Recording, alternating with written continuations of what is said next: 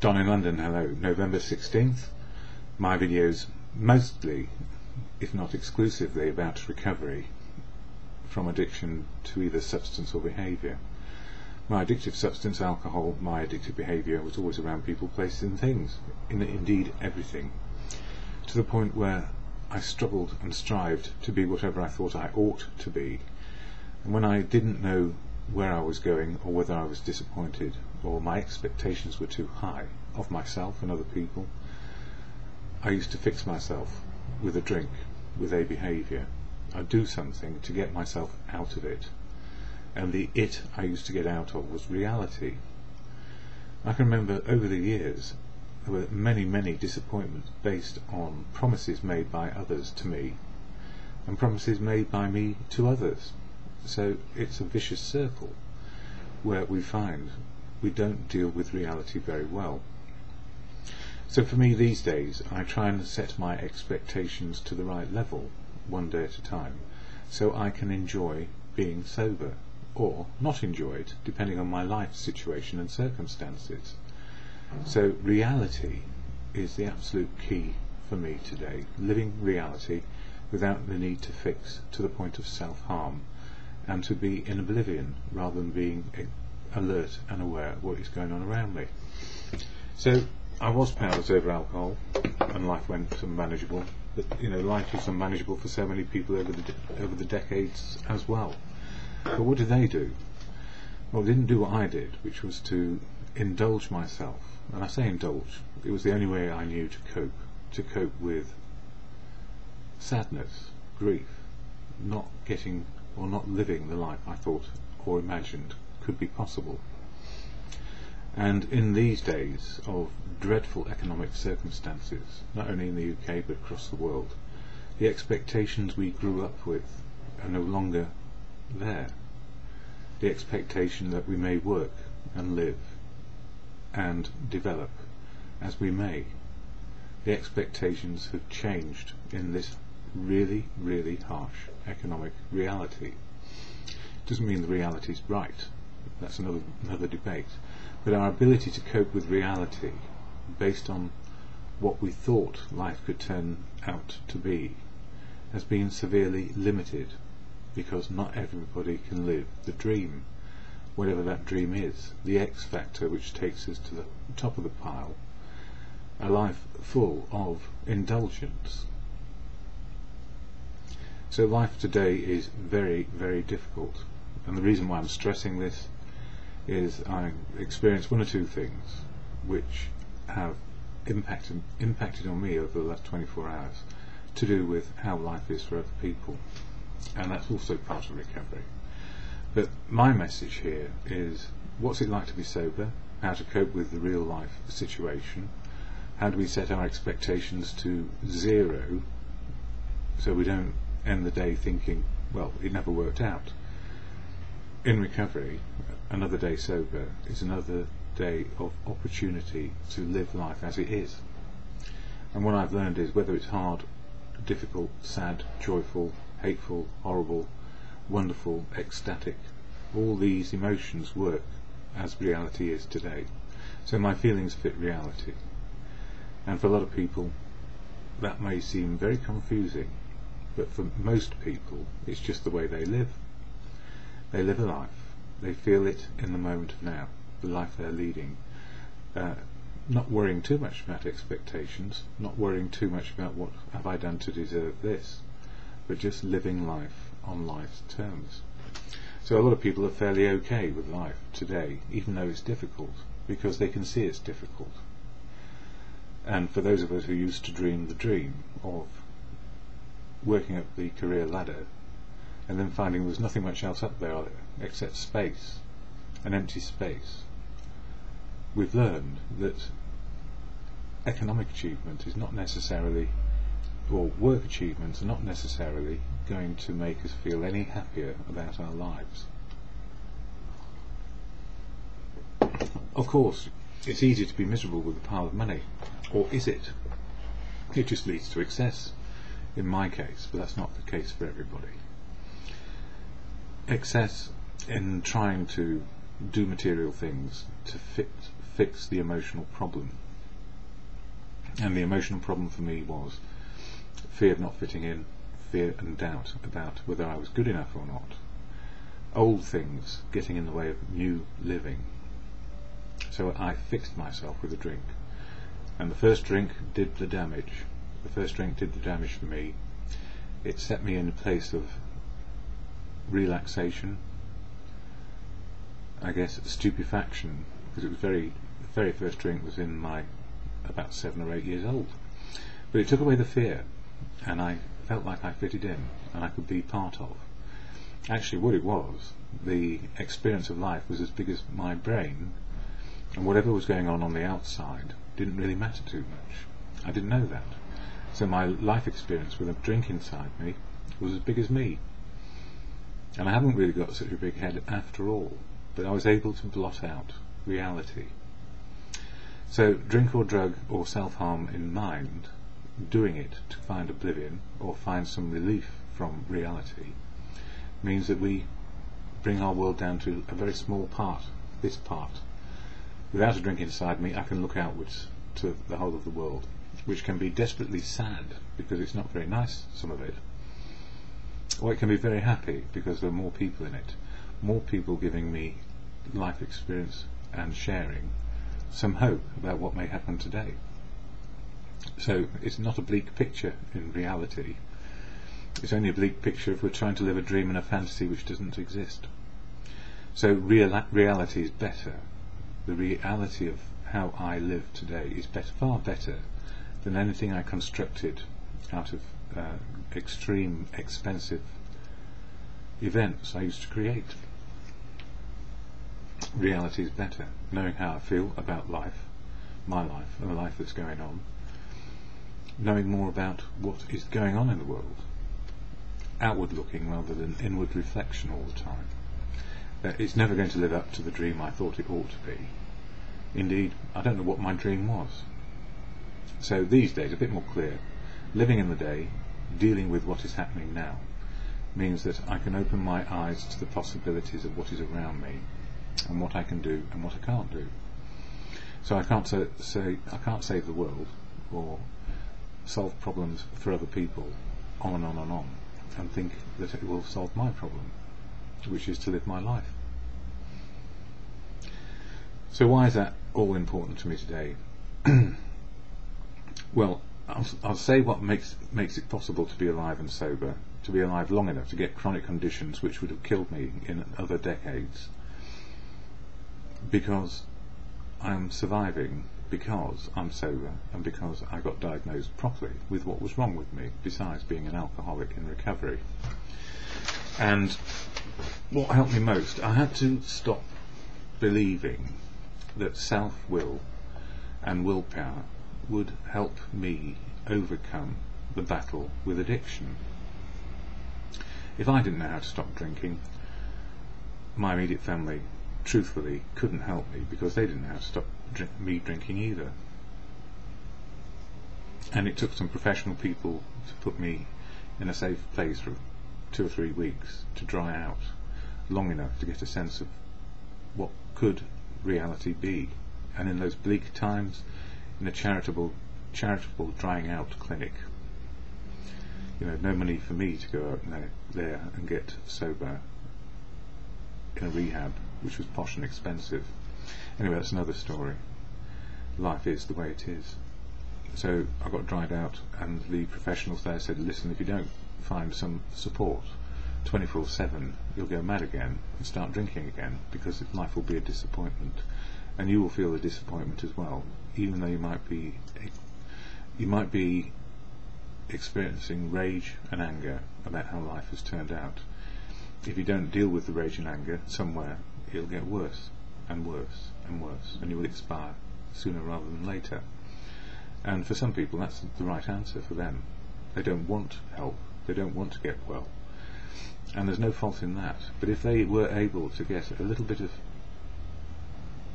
confidence and faith in there is a way out of this, to get dry and then find how to get support 24/7, maybe more people will get sober.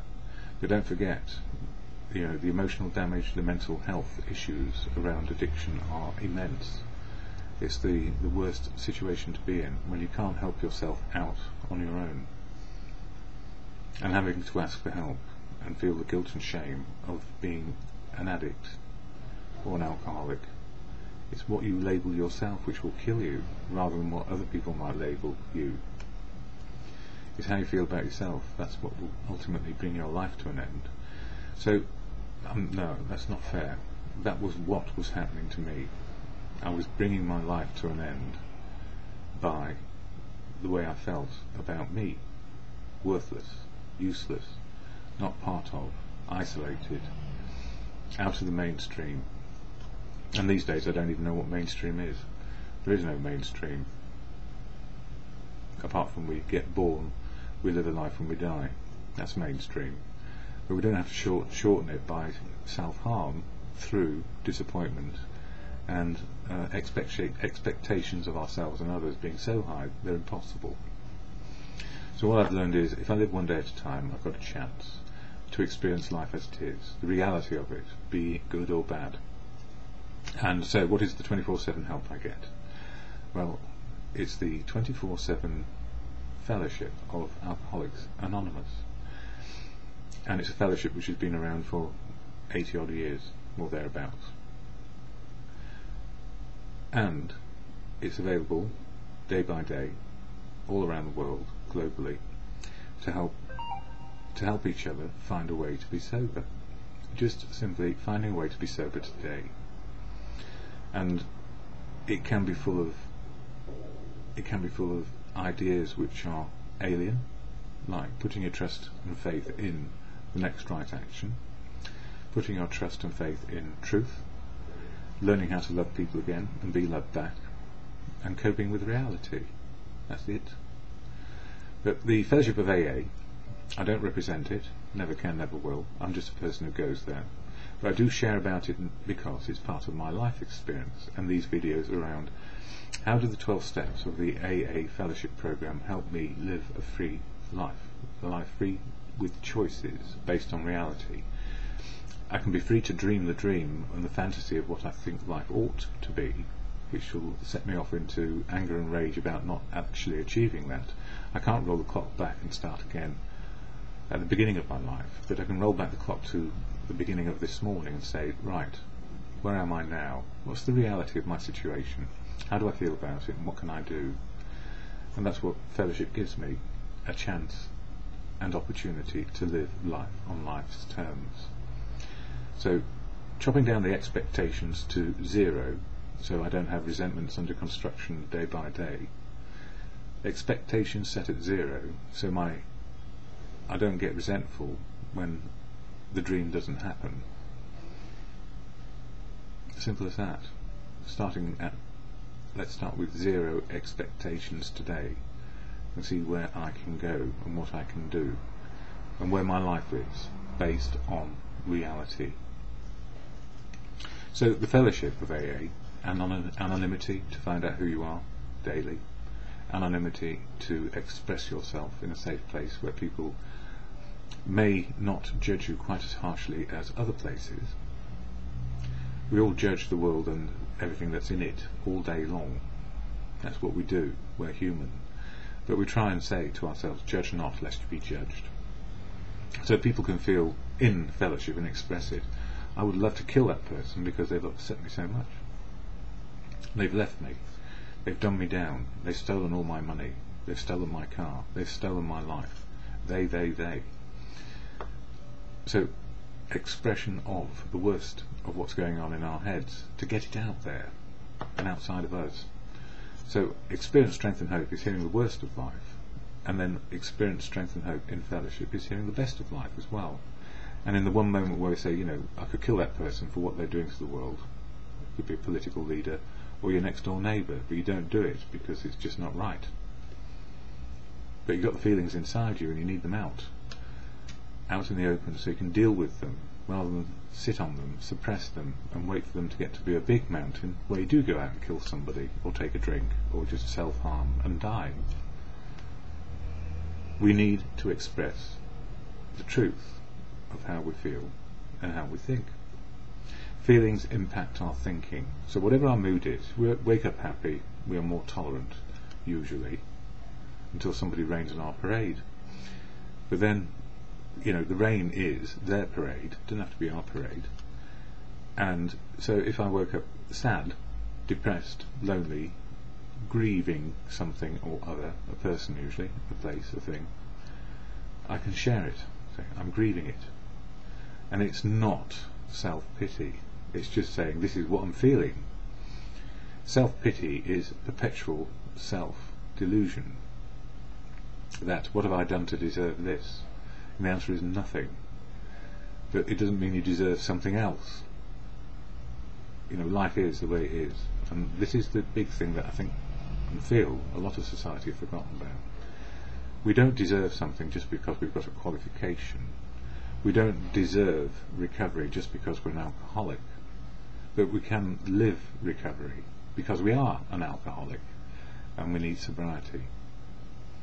So fellowship has taught me a lot about setting the record straight, understanding my life story, what got me to the place of impossible addictions, and what to do about it. And I was a very slow learner. And sometimes people say in recovery, I wish you a very slow recovery, because they want you to live a long time and live reality. So why does AA help me? Or how did it help me? And how does it help me? There's an AA preamble, which is often forgotten and not really understood, as I'll explain why in a few moments, and sets people off into la-la land at the beginning of a meeting rather than saying, hang on a minute, I need to focus on what this meeting is about. Because we come in with a bag full of stuff from a day, or a bag full of stuff from a life. And here we have a happy-clappy group of people. And gladly and thankfully last night it wasn't. It was a truthful meeting. But quite a lot of anger came out. I'll explain that in a general way, because I don't want to upset anybody else's sensibilities around their anonymity. And anonymity is sanctuary to find out the truth of who you are. Alcoholics Anonymous, this is the AA preamble shared at the beginning of every meeting.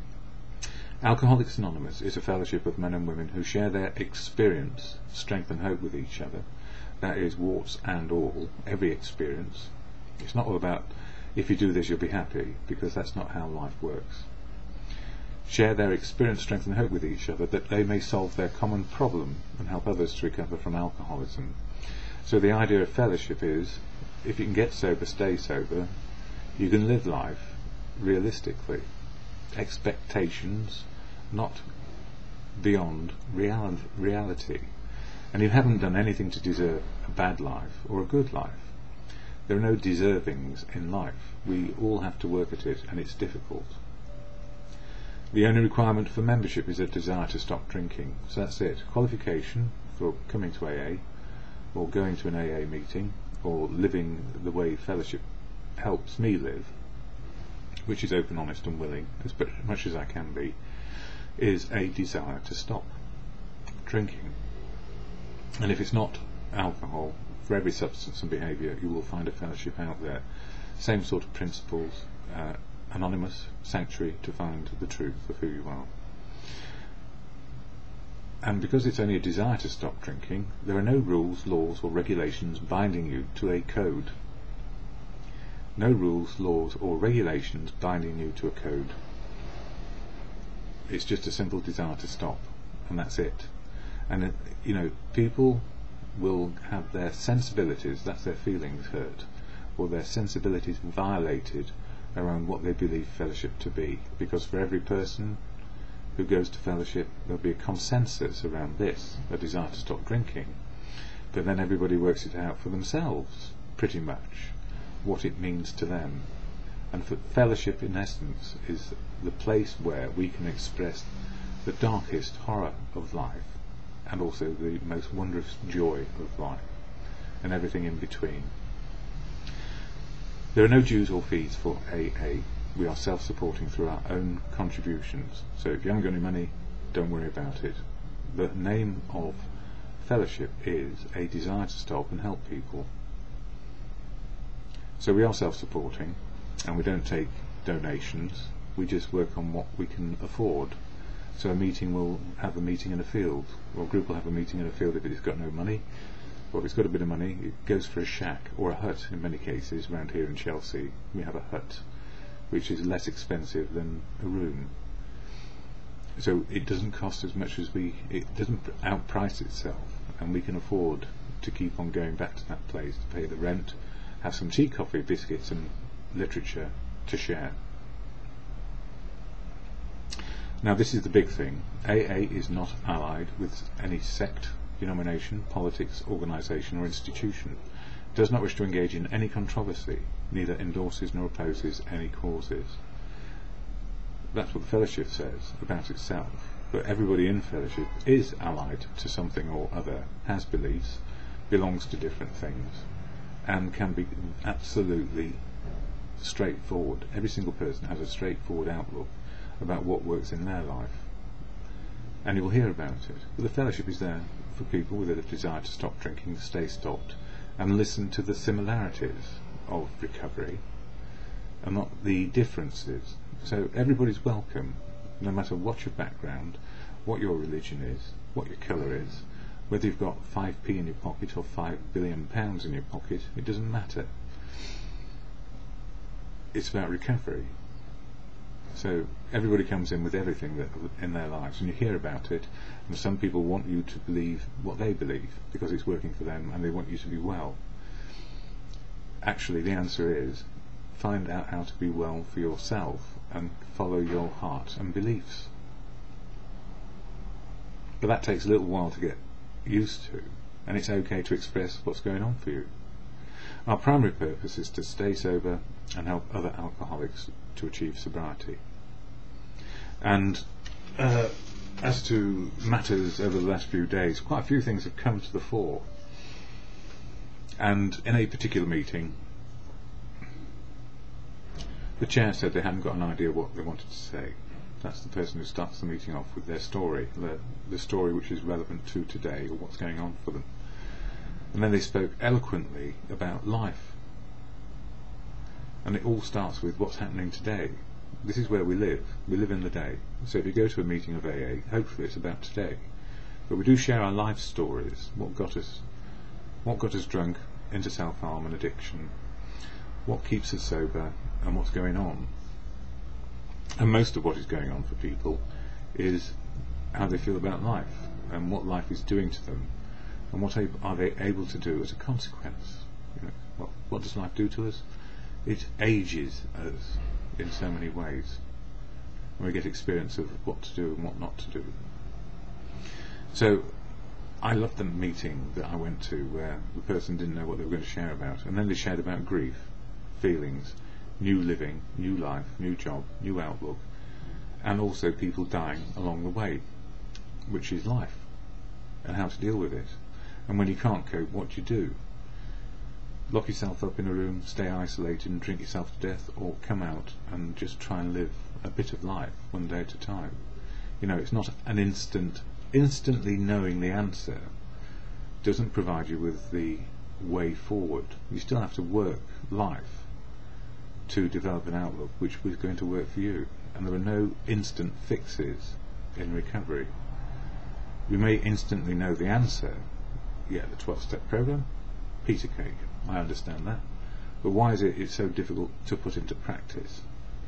Well, for me, I had to learn life all over again. I had to learn it all over again, that's it. From a park bench with nothing, absolutely no emotional understanding of life anymore, and all my thinking had gone wrong. It didn't work for me. So last night and other nights, brilliant. But there was an individual who said, I do believe, I'm not coming to AA anymore, I do believe the 12-step program, the 12 steps work, but you know what I hear in meetings, a load of fucking bollocks. And he said it, fucking bollocks, fucking bollocks, fucking bollocks. And there is somebody who's angry and fearful that this is not the answer for them, because you know all the aggravation, the fear of what happened drunk in the addictions, life didn't turn out, the fixes didn't work, and then life turned to shit. And all this stuff, I can see that the 12 steps work, but all this stuff of meetings where people talk about their feelings, group therapy, and I guess it is, what is fellowship? A group of people working together to stay sober is a therapeutic group who, if they're not masking their feelings and expressing them, it's all a bit touchy-feely when you want the answer, the fix. The fix is the 12 steps, but unfortunately they don't fix you. They enable you to live life one day at a time, good or bad. The struggle of learning life all over again, our feelings and our thinking. AA, the fellowship, is an emotional and spiritual program. It's not a fix. So the 12 steps help us learn life, emotionally and spiritually. Emotionally, know what our feelings are right now, and having got rid of all the way that old experiences and old feelings. You know what it is when a bus driver cuts you up, or a taxi driver ignores you, or a lorry goes past and there's a puddle and you're completely drenched from head to toe. The anger in the moment is, if I had a machine gun, I'd gun him down for it. To, well, I'm not dead, I may be a bit wet, or somebody's thrown an insult my way. They must be angry about something and fearful of something. Not me, they're fearful of something inside them, but I manifest as the great big problem. And that's what happened when we didn't deal with our feelings. They become mountains of feelings, ready to come into play at any moment, not to survive, but to punish others for not being good enough, like we felt. So, life ain't easy. So fellowship and meetings have helped me get to a place where my feelings fit the moment of now, emotional and spiritual, feelings fitting now, rather than a whole host of other stuff coming in. I'm going to kill you because of all the things other people did to me, is how it is when you're really angry and the old feelings come back. That person may have just tripped over your feet and forgotten to say sorry, but what they did amplifies everything that what everybody else did in your whole life. So the anger felt is murderous, rather than, well, he made a mistake, or she made a mistake. It wasn't about me, they were just tripping over my feet. That's the difference, and that's what keeps me sober. My feelings fit what people are doing, rather than the history of what people have done to me, and what I've done to myself. Don't forget, as I point outwards, three fingers pointing back at me, my part in it. That's what fellowship does. It sorts out your part of your life in it, or your part in your life, rather than saying, you can go out there and shoot everybody who ever did you wrong, because you can't. So I'm very lucky. I shared daily reflections here, but I also noticed the time's going on a bit. The reason why I emphasise what's been happening over the last few days is the person who said it was a load of fucking bollocks and it's crap, and I know the 12 steps work and I don't need you lot, are entitled to their opinion. And we have a meeting before the meeting, a meeting during the meeting, and a meeting after the meeting. And I was able to make friends and be respectful with this person who felt that it was a load of fucking bollocks. Because haven't we all felt that way about life? And I don't want to have to do this in order to be well, and I don't want you to know what my business is, and I don't want therapy because I don't want to express my feelings out there. My feelings are my own business, and so locked into what could be self-destruction or self-growth. I will sort it out. Now I know where I need to go, where I can get recovery. I've got loads of friends, I've got this, that and the other. Good, because AA, fortunately, is not the only way, but it certainly works for me, and I like it. But I can't promote it or suggest it's a fix, because the evidence is quite clear. AA doesn't fix people, and that's why they often leave it. All it helps us do is live reality. And if you want to leave reality, fair enough. But it's a very lonely place when you do. Anyway, the AA daily reflection for today. A daily reprieve. What we really have is a daily reprieve contingent on the maintenance of our spiritual condition. And there's one senior cleric, and many clerics I've now heard say, when asked what is spiritual, they say it's the ability to cope with reality, which can be very hard if you're not coping with reality. And so a daily reprieve contingent on our spiritual condition, knowing our feelings in the moment of now, knowing our thinking in the moment of now, and the ability to cope with reality. It goes on to say, as part of the daily reflection book, I better just make sure you know where it comes from. It's not from inside my head. I'll share the inside of my head incessantly besides. It's from this book, Daily Reflections. 1 page a day, bit of emotional and spiritual nourishment, if you like. Porridge is good too, I gather. Well, I do eat it. Yeah, so maintaining my spiritual condition. Maintaining my spiritual condition is like working out every day, planning for the marathon, swimming laps, jogging. It's staying in good shape spiritually, and that requires prayer and meditation. Well, I think prayer and meditation help. It's focusing. The single most important way for me to improve my conscious contact with reality, or a higher power, or my good conscience,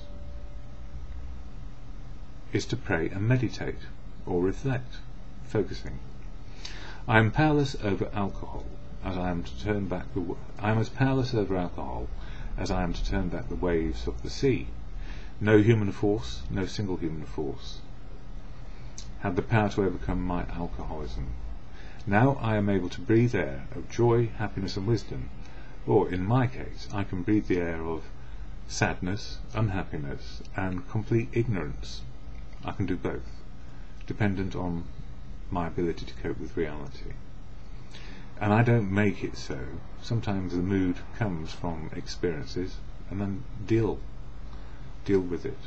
I have the power to love and react to events around me, and to respond to events around me with the eyes of faith in things that are not really readily apparent, faith in good conscience. This is me saying that.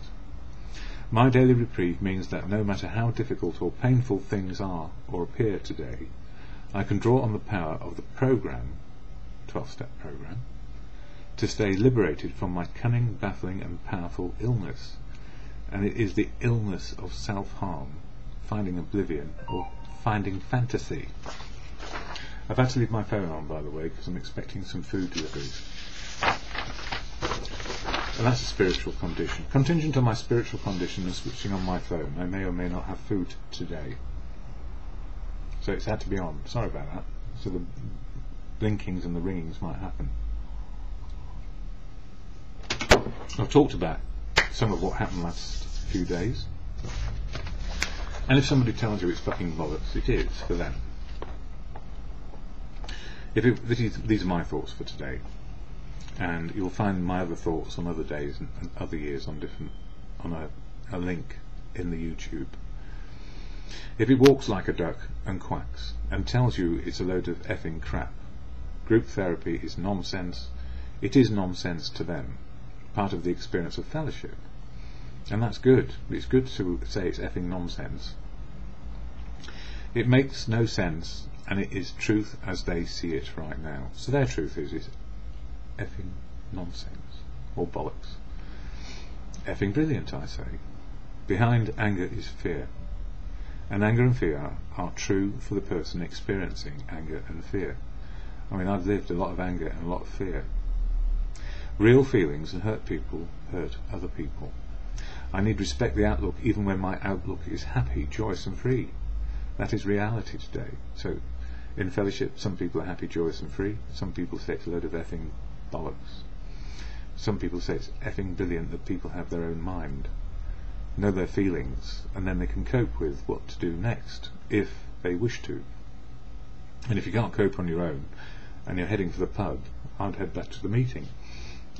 But that's just me. They may head to their doctor, their best friend, whoever it may be, whoever may keep them out of the pub. But don't go along to the pub and go back to your addicted friends so you can be addicted again. Please don't. That's just my suggestion for today. But sometimes we need to go out there and be so angry at ourselves and get burned as badly as we need to come back to a conclusion. Whatever way I choose to find a way to live life in a balanced way, when it can be balanced, and know when I'm going to extremes. Something else for me, I've been watching a lot of the political scene recently. Education, education and education was what one Prime Minister recently said. Not the current one in the UK, but one we don't respect too much because of what they did in other departments of politics. To broaden and deepen the meaning of life, we learn as we may. Experience the best teacher? It is, yes and no. It depends on expectations and what we think we deserve as a result. Current pop culture raises expectations of fame and fortune, and reality sucks for so many today. So you may have got yourself a good education, but you know, I couldn't go to university straight away. I had to come out to work for a year or 3 or more. Can't remember how many. I couldn't go. My dad was bankrupt. He couldn't do a tax return. No entry to education. And the family needed money, so I went out to work. But I have to say, the conditions then, even though it was in a recession, I did find work. I became a van salesman selling pop, lemonade, soda water, or what do you call it in this? Club soda, Coca-Cola, all that sort of stuff. And I went door to door knocking on doors and saying, buy some pop from me please. And I'd only had a driving licence for 2 days, and I was driving a 3-ton lorry. I was lucky to get that job, but none of the other drivers who were supposed to train me would go out when I was driving because I was so bad at it.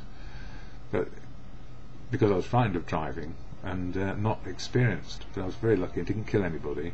Learned to drive a lorry really, really well. I could place it, I could turn it round and get it into spaces with a centimetre or 2 to spare, he said, reminiscing here. But the point was, I never wanted to be a van salesman or work as a person delivering pop to great masses of people around the Birmingham area. But you know what? I really enjoyed that job, and it was the hardest thing to give up and go back and do my next level of education. That was my A levels. You know, my dad went bankrupt before I even got near university. But I went back and did my A levels at a college of further education because it was cheap. And then I went and did some other work which I didn't think I would enjoy. But you know what? The trouble with work is it's as addictive as bloody drink for me. I couldn't give it up, I thought, but I wanted to do a degree for a lot of reasons, because I wanted to experience the things that other people experienced. So eventually I went back and did my degree. And life never turned out the way I expected, and never the way my father said it was going to turn out. You know, it was going to be riches galore. It turned out to be heartache galore for him and for a lot of people around him. And I wouldn't wish that experience on anybody. But it taught me something about, you know, if it's not work here, go there.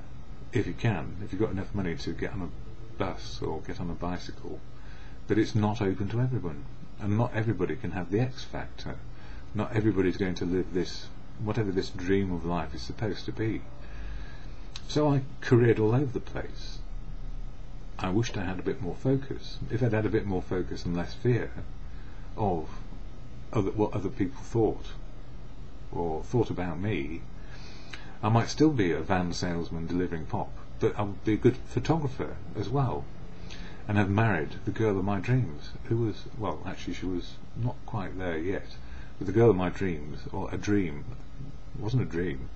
She used to sit next to me as we drove to work. And I missed all the cues because I didn't realise I was good enough. She knew I was good enough. I didn't know I was good enough. It's weird, isn't it? Fear. No longer. But that person is far and far away. So pop culture raises expectations of fame and fortune, and reality sucks for so many today. As some spectate on those living the dream, that is, sit at home watching, which is what I did a lot of when I needed to, because I just couldn't see how to get out of the door. Resentments deepen, rage and anger manifest in real day-to-day failure. And is it any wonder we have riots where people say, oh well, just because of the riot, maybe I'll join in, because life is so shit. And that's a failure of everyone when that happens. It's not just the person who does it, it's what we've done to people. So for me, education is not education for the sake of a job. It never was for me. I just wanted to go back and have the experience of university and doing a degree. The outcome was not, am I going to get a better job? No. Recession at the end of my degree meant I went back and did something I knew how to do. Work hard, and that was it. I didn't work hard at the things I felt vocationally. I just worked hard in order to pay the rent. And that's not putting anybody down. That was just what was possible then. And the unrealistic expectations of government pushing people and saying, unless you apply for jobs, you can't have your living allowance. Do you know what that is? That is so wrong for me. To say 500,000 jobs and 2 million people wanting a job or needing a job, that's not right. You shouldn't push people down further when there's no way of getting up.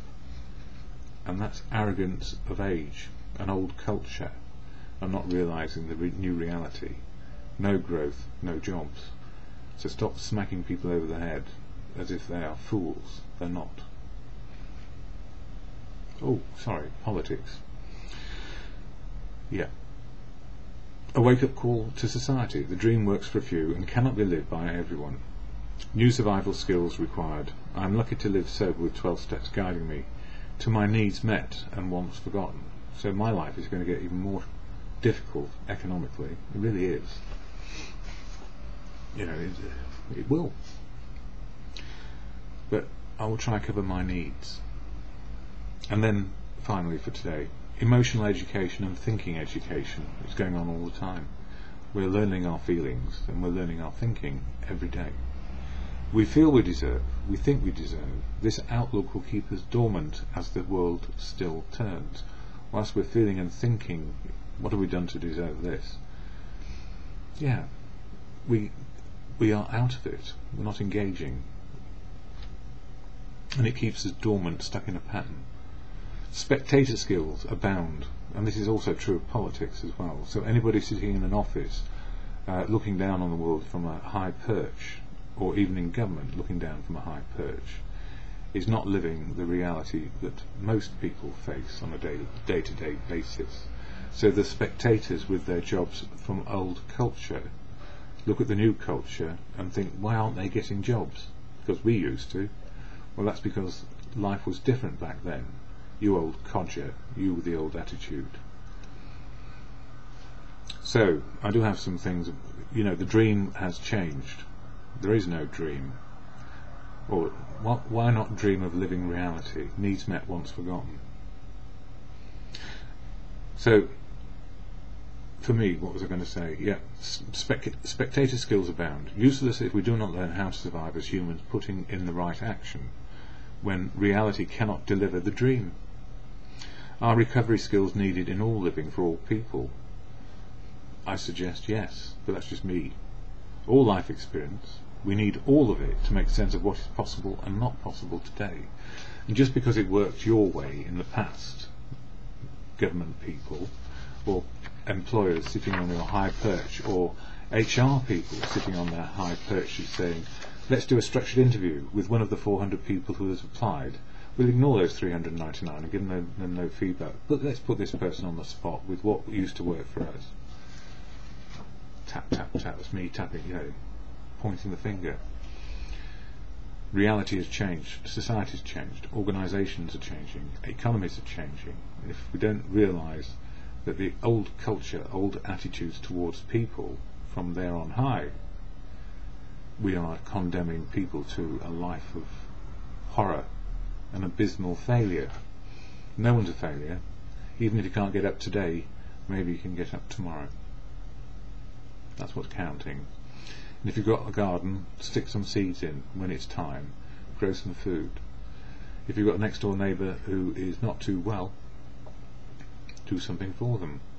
If your mum and dad or your family in some way could do with a little bit of help, even if it's just wielding a paintbrush for half a day. I did this. I did all sorts of things, but it's not about money. It's about faith in doing something which will maybe lead into something else. Helping your family or not helping your family. Helping your next door neighbour, not helping. I'm not expecting a reward in terms of this is my weekly allowance, and it should not be contingent on what you do with your life. You can do what you like. One of the best things I learned in employing people who were pissed off with life was, I don't care if you come here, I'm going to pay you a wage and you can sit there all day long, or you can do something around the place. I'm not going to force you into it, but please don't ask me to sack you, because you're better off on the money I'm going to give you doing nothing. And in essence, that encouraged people to say, well, I can make some decisions for myself. And even if you stayed at home 1 or 2 days, and I still remember who you are, more than one person, watching TV because you felt you just didn't, what is that bastard doing? Paying me to stay home. I don't like it. And the answer was freedom of choice to do what you will. Anyway, life got me in the end, or rather self-harm and addiction and fixing got me in the end, because like my life turned to shit, and now it's not. But it's nothing like I experienced before, day by day. And that's the great joy for me. I don't have to be the big I am. I don't have to be anything. I can just be me for today. What helps me at any moment is the serenity prayer to God or in good conscience. The serenity prayer to God or in good conscience, whatever your beliefs and what works for you. Whatever gets you out of bed makes it possible to do anything, from making a cup of tea to saving the world with a new idea. That's what it's all about. We don't know what we can do. Help another person is a good starting point, and help yourself. Make the cup of tea and maybe have a routine. That's how recovery works. So to God or in good conscience, it's not about me or you, it's what is possible or not possible. Well, it is about me and you. It's all about me and you. How to love, be loved and useful. So to God or in good conscience, the daily reflection on serenity prayer, or prayer of please help me find the right answer and get some serenity, is this: God, grant me the serenity to accept the things I cannot change. To accept the things I cannot change. Courage to change the things I can. Courage to change the things I can, and the wisdom to know the difference. And the wisdom to know the difference, said twice, not for superstition, but to say, I can change me, my attitudes. I cannot change you and your attitudes. And pretty much I can't control. I'm powerless over everything, except the next choice, based on reality. Always in the imperfectly perfect moment of now, be it happy or sad, and just for today.